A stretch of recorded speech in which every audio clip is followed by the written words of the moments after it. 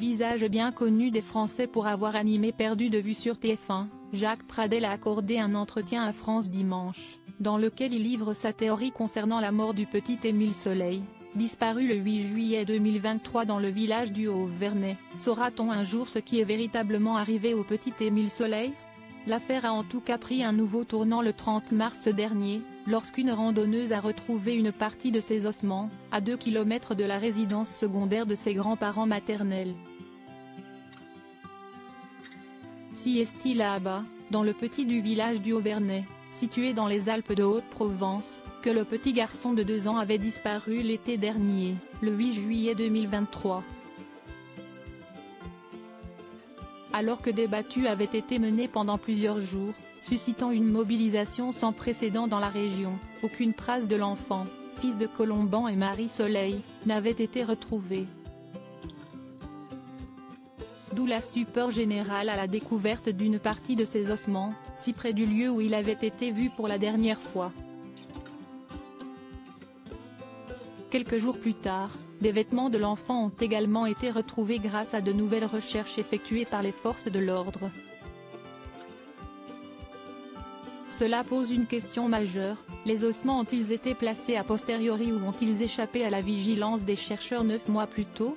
Marie-Laure Pézan, porte-parole de la gendarmerie, est catégorique auprès de France Dimanche, nous n'avons pas pu passer à côté lors des battues. Martel-t-elle. Jacques Pradel révèle sa théorie concernant la mort d'Émile dans cette même enquête de France Dimanche. Datant de ce vendredi 12 avril, le spécialiste en affaires criminelles Jacques Pradel a livré ses impressions face à cette avancée dans l'enquête autour de la disparition du petit Émile Soleil.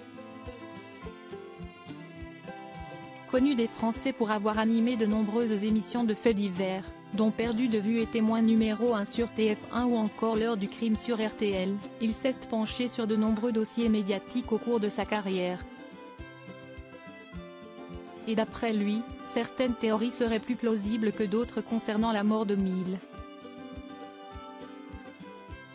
En ce qui le concerne, il privilégie la thèse de l'accident.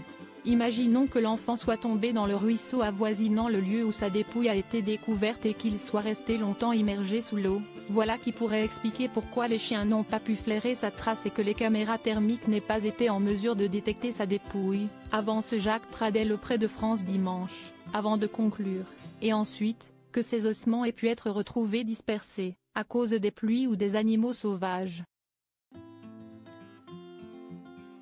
Jacques Pradel ne veut pas croire à l'hypothèse du meurtre familial au-delà du fait qu'il s'agit de l'hypothèse la plus plausible selon lui.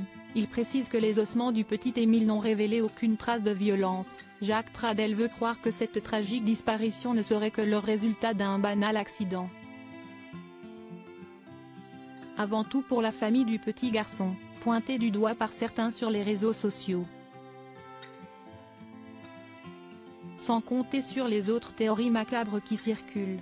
Mais tout cela vaut peut-être mieux que de s'imaginer les horreurs que le petit Émile aurait pu endurer si d'aventure il était tombé entre les mains d'un pédophile de l'espèce maniaque et meurtrière, conclut le spécialiste en affaires criminelles. Reste à voir ce que révélera l'enquête des forces de l'ordre.